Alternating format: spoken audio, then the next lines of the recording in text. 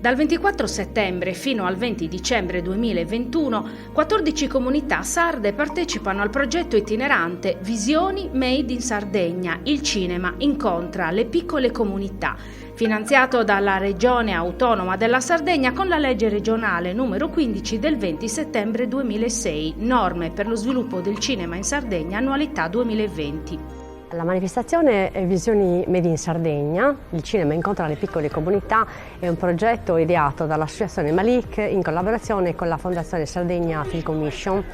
Parte da Oniferi il 24 settembre per poi terminare il 20 di dicembre a Bitti. Sono 14 le comunità coinvolte, 14 comunità, piccole comunità dove il cinema non è presente. L'obiettivo del progetto è proprio quello, portare il cinema nelle piccole comunità dove il cinema non c'è e coinvolgere sia i più piccoli che gli adulti. Infatti la manifestazione, oltre a coinvolgere 14 comuni, in ogni comune prevede due tappe, due momenti. Il momento dei ragazzi, e qui abbiamo la produzione IDOS 2020, gli eroi della sostenibilità, rivolto ai ragazzi attraverso biblioteche o anche centri culturali, e poi il pomeriggio invece rivolto agli adulti. Abbiamo tutta una serie di proposte, a partire con Andrea Mura, Transumanze ad Oniferi, per poi terminare a Bitti il 20 di dicembre. Oniferi, Sant'Andrea Frius, Belvì, Seulo, Nuoro, Nuragus, Genoni, Ortueri, Escolca, Ollolai, Teti, Serri, Dualchi e Bitti potranno avere il cinema per tutti e per tutte le età a casa. L'obiettivo è quello di divulgare in particolar modo tra le nuove generazioni e nelle aree in cui non è presente stabilmente una struttura cinematografica il cinema made in Sardegna e le sue tematiche. I temi sono la Sardegna, la storia della Sardegna attuale, la storia della Sardegna e le vicende recenti della Sardegna. Per esempio il film di oggi, Transumanze, narra dell'emigrazione, un tema dell'emigrazione dei pastori sardi in Toscana, un tema mai sottolineato abbastanza, dal punto di vista cinematografico mai sperimentato. È la prima opera in assoluto che narra questa vicenda dei pastori che emigrarono in Toscana con le loro greggi. Altri temi sono quelli della longevità, per esempio. Il film I Cent'annos del regista argentino Víctor Cruz narra la vita, la quotidianità e la specularità della vita di questi centenari dell'Ogliastra, dopo aver filmato anche la vita di centenari delle altre 4 blue zone del mondo, Okinawa, le Ande peruviane e un'altra zona degli Stati Uniti. Altri temi sono, per esempio, un tema interessante è quello dei ricciai, per esempio. Lì è il lavoro dopo il carcere, cioè si racconta di questi ex detenuti del carcere di Buoncamino che si mettono in cooperativa e vanno a pescare e vendere ricci. Un'altra è la vicenda sempre del tema carcerario, è il miracolo dei rei, che è un documentario ma c'è anche finzione, nel senso che ci sono attori che interpretano per esempio il ruolo del direttore della colonia penale di Castiadas, perché questo è il tema. Il miracolo dei rei, cioè dei reclusi, è stato quello di bonificare un'intera zona paludosa, malsana, eccetera. E questo film, che si chiama appunto di Alessandra Usai, narra questa vicenda. Quindi sono temi tutti legati alla Sardegna. Poi in questo mondo è il tema top, diciamo, perché a cui teniamo di più, perché c'è anche un discorso di genere. Anche lì per la prima volta si è sempre parlato di pastori in Sardegna, i pastori sardi, però ci sono anche le donne pastore, ma non donne pastore dell'ultima generazione, sono donne pastore tipo la signora di Orgosolo, di cui non mi viene il nome, si chiama Michela, ha 105 anni, quindi si narra di questa vicenda. Quindi i temi sono la Sardegna a 360 gradi. Non c'è la Sardegna turistica, ecco. C'è la Sardegna, per esempio, di Fangorosso, delle miniere, anzi dei disastri dell'abbandono delle miniere, quindi il percolato, le sostanze nocive che sono nell'area, che attendono che sono nell'area e sulla terra soprattutto, che attendono di opere di bonifica. La bellezza e la meraviglia di questi posti, adesso noi siamo in questa piazza di Oniferi, no? All'improvviso, in quest'angolo bellissimo, compare l'arte cinematografica, no? Che narra della Sardegna. Quindi ho visto, ci sono curiosi, c'è un signore che ha 93 anni, dice ma di che cosa parla il film di oggi, eccetera. Insomma, suscitare già questa passione, questo interesse per noi è già un successo. In quasi tutte le tappe, tranne per la tappa di Kent-Hannos dove Victor Cruz vive in Colombia ed è problematico farlo arrivare per queste tappe, in tutte le altre tappe ci sarà il regista che interloquisce poi a fine proiezione con il pubblico e quindi ogni volta ci sono domande le più diverse, insomma, e cioè a volte sono anche domande che pongono il problema della passione. Perché hai fatto questo film? Perché sei andato in Toscana a proiettare? E com'è stato il contatto con i pastori, che non è facile, insomma, no? Avere in casa un regista che sta lì tutto il giorno a filmarli, a controllarli. Il cinema per tutti e per tutte le età prevede in ogni tappa una prima parte dedicata ai più piccoli con la proiezione di una selezione di opere di Heroes 20-20-20 a cura della Fondazione Sardegna Film Commission, partner del progetto. Le opere realizzate con i bandi Heroes, serie web, cortometraggi, documentari e opere in formato misto diventano il mezzo per diffondere numerosi temi legati al concetto della sostenibilità, tra i quali efficientamento energetico, mobilità sostenibile, bioarchitettura e nuove ruralità. A seguire un laboratorio green animato dalla creatività e dalle competenze delle operatrici culturali dell'associazione Malik, vere e proprie artiste dell'economia circolare che utilizzando scarti li riciclano creativamente creando oggetti di uso quotidiano attraverso tecniche e materiali di riciclo. Abbiamo deciso di unire queste diverse attività artistiche proprio perché riteniamo che i bambini riescano a interiorizzare molto meglio i concetti con delle attività pratiche che rimarranno indelebili comunque nel tempo. Può essere di Jacopo Culin, che è un cortometraggio che parla proprio del riciclo della lana di pecora sarda, che è un materiale molto prezioso ma che noi purtroppo non stiamo utilizzando al meglio e ha veramente tantissimi utilizzi. In diversi laboratori utilizziamo proprio la lana di pecora per fare dell'artigianato artistico e per far capire ai bambini che è comunque una risorsa. Quindi mentre i pastori devono purtroppo pagare per smaltirla perché è considerato un rifiuto speciale, noi possiamo veramente riutilizzare questo scarto, questo rifiuto come materia prima.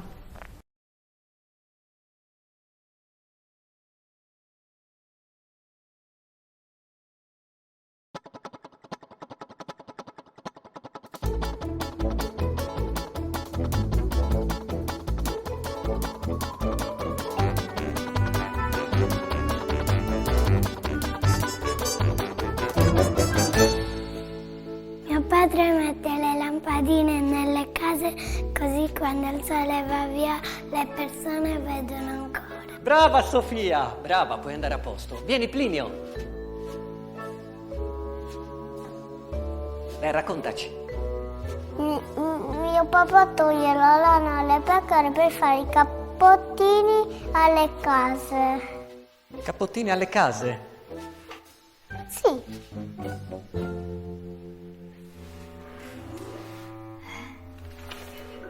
Io vi ho convocato perché penso che Plinio abbia dei problemi. Che problemi? Ho paura che soffra di un grave disturbo di distacco dalla realtà. Cioè? Stamattina, mentre descriveva il lavoro di suo padre, ha detto che lei prende la lana dalle pecore per fare i cappottini alle case. Cappottini alle case. Siete voi i genitori del maestro? Vi abbiamo convocato, ma non dovete preoccuparvi. Vostro figlio si impegna tantissimo, però È rimasto molto indietro. dategli un'occhiata. Che vergogna! Cosa hanno detto? Noi facciamo i conti a casa.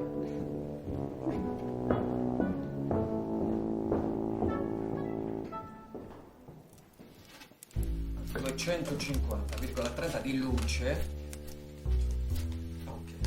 Guarda, il cappotto di lana di pecora, guarda, è un ottimo isolante termico e acustico. artistico, il cappotto. Ho capito, ma se lui mi aveva detto cappottino, io ho capito cappottino da indossare, che cosa ne sapevo io? Che cosa ne sapevo? Devi leggere le cose. Stai calmo. Devi leggere le cose. Quanto hai speso di legna? E che cosa c'entra? Quanto hai speso di legna? Ma che cosa c'entra la legna? Quanto hai speso di legna? Ma cosa c'entra? Non si corre! Avanti.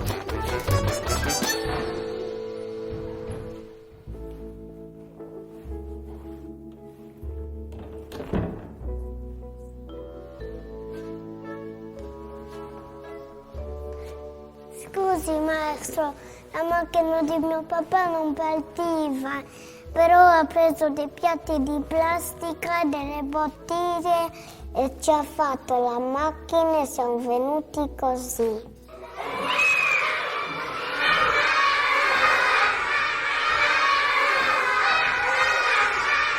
Beh, può essere.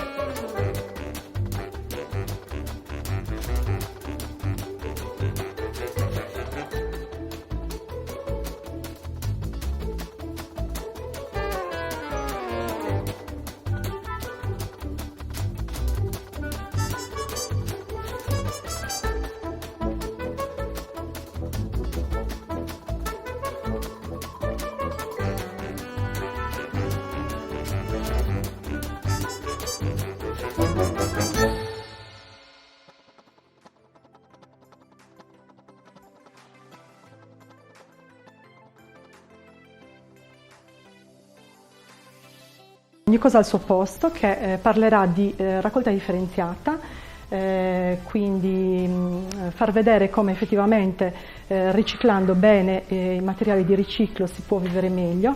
Un ultimo laboratorio sarà quello sull'importanza del riciclo, sempre sull'utilizzo consapevole di luce e acqua, sono tutti laboratori ovviamente green. Sei tu il nostro eroe, di Michela Anedda, è un cartone animato. Forza, venite e mettetevi comodi. Ci siamo tutti bene. Quella che vi voglio raccontare è una storia molto importante, tramandata da generazioni.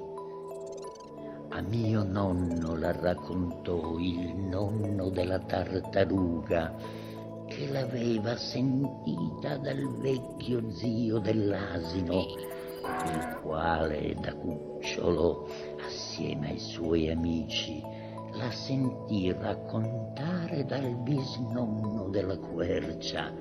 I nostri nonni hanno iniziato a raccontarla perché tutti erano in pericolo ed è stato lui a salvarli, diventando un eroe, il nostro eroe, riuscendo ad arrivare dove gli altri non erano mai arrivati e a fare cose che nessuno mai aveva fatto.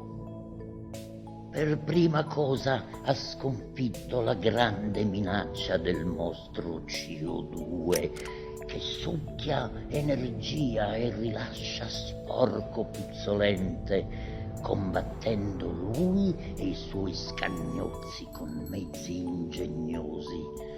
Ha lottato contro gli invisibili ma rumorosissimi Spiffers, portatori di freddo, e ha battuto con l'astuzia le terribili ondine di calore artificiale. Semplice gesto delle mani, poi, ha aiutato a liberare le nostre terre dagli sporchi sprechi e ha annientato i LED, dispettosi spiritelli notturni notturni con gli occhi rossi. Insomma, dobbiamo essere grati al nostro eroe, unico fra 1000 altri suoi simili. Lui che giorno dopo giorno continua la sua missione proteggendo non solo noi, ma il mondo intero.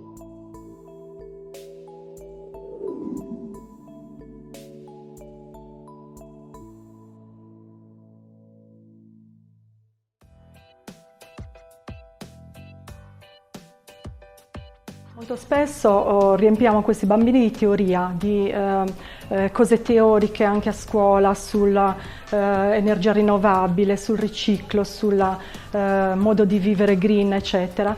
Però effettivamente dal punto di vista pratico molto spesso si fa poco, si fa ben poco. Quindi entrando proprio in contatto con loro, nel loro mondo, perché poi il mondo artistico è il loro mondo, noi riusciamo comunque innanzitutto a capire il loro punto di vista, perché è molto importante anche il loro punto di vista, e poi effettivamente a fargli conoscere delle cose che magari nella didattica di tutti i giorni e nella teoria di tutti i giorni non riescono ad apprendere. Quindi questo per noi è importante proprio dal punto di vista artistico, ecco, artistico e creativo nel mondo dei bambini, diciamo. I cortometraggi che vedremo in queste rassegne cinematografiche sono messi a disposizione da Sardegna Film Commission, ce ne sono diversi proprio per tutte le età, quindi in base effettivamente all'età dei bambini, all'età anagrafica dei bambini che ci troveremo di fronte e ovviamente anche agli adulti,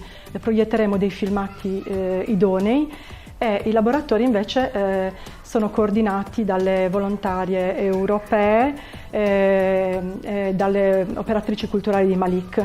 La prima comunità interessata dal progetto è Uniferi, che godendo di questi ultimi scampoli d'estate potrà godersi all'aperto le opere proposte per grandi e piccini. Oggi per esempio i bambini realizzeranno dei vasetti recuperando delle bottigliette di plastica ritagliate, abbellite con dei materiali sempre di riciclo, quindi faranno proprio tutto il loro lavoro artistico, la personalizzeranno al loro piacimento e poi la riempiranno con del terriccio e ci impianteranno una piantina, quindi se la porteranno a casa la innaffieranno e avranno proprio, le daranno un nome, perché anche questa è una cosa, una forma proprio di un modo proprio per trasmettere questi valori e questo amore per la natura e quindi la faranno crescere loro, insomma. Noi abbiamo deciso di partecipare innanzitutto perché ce l'ha proposto Malik, e collaboriamo da anni con loro, e poi con la Film Commission, insomma è sicuramente una proposta di cultura di spessore, quindi sicuramente abbiamo deciso di partecipare per questo e poi perché parlare di cultura e soprattutto parlare di Sardegna, di tradizioni, è un argomento che ci appassiona e quindi abbiamo pensato che potesse appassionare anche gli uniferesi. Avremo ospite uno dei pastori più anziani di Uniferi che ci porterà la sua esperienza di quello che era fare l'allevatore 80 anni fa. E quindi l'attesa è quella, insomma, di vivere e di conoscere anche noi più a fondo quello che è stato il nostro passato, perché forse ci siamo un po' dimenticati di quello che era la vita delle nostre famiglie, il sacrificio, e un attimino forse ci stiamo dimenticando appunto di quella tradizione, di quel mestiere che ci ha cresciuti, perché in ogni famiglia c'era un pastore. Parlare di cultura nei paesi, portare la cultura è un po' difficile, no? Perché la cultura probabilmente attira le persone più come dire, ben disposte. Invece abbiamo pensato di cercare di unire un argomento che potesse interessare un po' tutti, appunto con una manifestazione come questa che è di tiratura di caratura, diciamo così, regionale, e la presenza, insomma, di diversi ospiti testimonia che l'obiettivo è meritorio e centrato. Nel cortile San Gavino è stata proiettata l'opera Transumanze del regista Andrea Mura. La scelta di questo docufilm in un paese che da sempre vive di pastorizia come oniferi non è stata casuale, trattandosi di un racconto corale sulla grande migrazione dei pastori sardi in Toscana a partire dagli anni 60, una storia di lavoro, conflitti sociali, emancipazione nel passaggio dalla mezzadria all'industrializzazione. E infatti, ad assistere alla visione, c'era uno dei pastori più anziani del paese che ci ha raccontato la sua vita in campagna sin dall'infanzia. Pastorizia e contadini oniferi c'era, tutto un paese povero, ma tutti campavano bene. Da 12 anni, nel 1940, e si andava a piedi, facevamo 5 chilometri andare, 5 a rientrare la sera, tutto il giorno con le pecore, perché le campagne erano aperte, non erano chiuse come sono adesso, era tutto aperto, tutto il giorno e poi rientravamo. E nel tempo il lavoro come si è trasformato? Sì, però il paese era tutto, gente ricca non ce n'era, stavano tutti quasi dello stesso livello. Nel mio paese non c'era una macchina, 2 biciclette che erano vecchie pure, nulla. Carri, bovini e niente. Quando c'ero io si mungeva con le mani. Sono arrivato a mungere con il mio servo, pastore, 50.000 litri di latte in un anno, 45.000, 40.000, era così. Un sacrificio. Si dormiva in campagna, anche se pioveva. No. La vita era dura, oggi si sta bene, si va in macchina, si rientra, prima tutto a piedi. Anche le donne lavoravano quanto gli uomini, tutta in campagna, lavorare con una cosa. Transumanze descrive la vita di 6 famiglie provenienti da 6 piccoli paesi sardi, Austis, Busachi, Galtellì, Illorai, Orune e Paoli Lattino, per metterne in luce la vicenda storica che percorre 3 generazioni.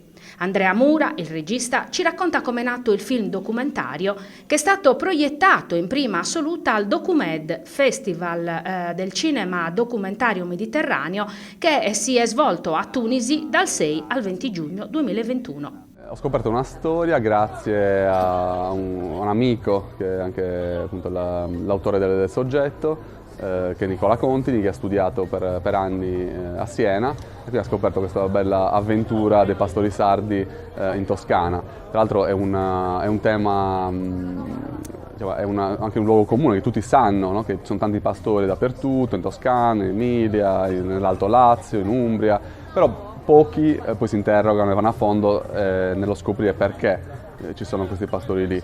E quindi con il film ho voluto andare a ricercare qual era l'origine di questa transumanza. Il lavoro è durato 3 anni, ho prima ricercato, anche grazie all'antropologo Tommaso Sbriccoli dell'Università di Siena, che si è laureato in antropologia con Solinas, con Pier Giorgio Solinas, proprio facendo una tesi su questa emigrazione dei pastori sardi nel Senese, in Toscana. Quindi ho ricercato, ho studiato, ho letto i libri anche di Benedetto Meloni, sociologo, che anche lui ha fatto delle ricerche sociologiche sul tema. Devo dire che mi ha colpito il fatto che sia una transumanza, poi diciamo più che transumanza diaspora sarebbe più corretto chiamarla, perché appunto è uno spostamento che non prevedeva poi il ritorno, perché in genere la transumanza appunto prevede un'andata e poi quando il tempo è migliore si ritorna. Mentre in questo caso appunto le persone che sono trasferite lì l'hanno fatto per cercare terre, pascoli, e poi ci sono rimasti anche appunto quelli che ho incontrato io, di pastori di prima generazione, sono già 60 anni che sono in Toscana. Una delle protagoniste del film, Vittoria Sanna di Austis, era bambina, aveva 6 anni quando è andata, e i genitori le avevano detto che andava in vacanza, 10 giorni, 2 settimane, e invece è ancora lì. Io volevo all'inizio raccontare un po' tutta questa migrazione, quindi all'inizio del progetto pensavo di andare anche nel Lazio, a fare tutta la Toscana, andare in Umbria, però poi mi sono reso conto che erano talmente tanti i pastori e le famiglie dei pastori sardi in Toscana che era difficile, ci sarebbero voluti forse 10 anni per finire il progetto. E quindi sono appunto sbarcato all'inizio a Siena, in provincia di Siena, Valdorcia, fino a Radicofani, Pienza, perché appunto avevo i contatti lì con Tommaso Sbriccoli, l'antropologo, con l'Università di Siena. Dopodiché ho detto, insomma, ormai è già passato un anno, ho trovato un sacco di storie interessanti da raccontare, quindi mi sono fermato, un po' più per necessità, diciamo, che non perché intendessi fermare la ricerca lì.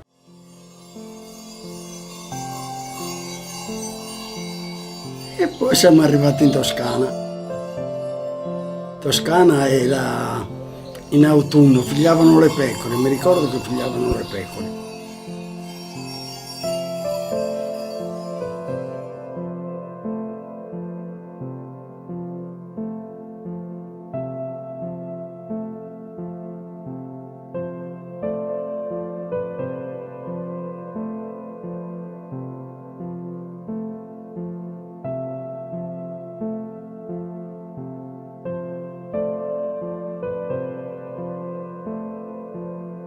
Pritte tanto mi quieres tribulare, y tendar de schire sagadoro, Gisella non ti posso contemplare, tumba gusto segreto a pisugoro.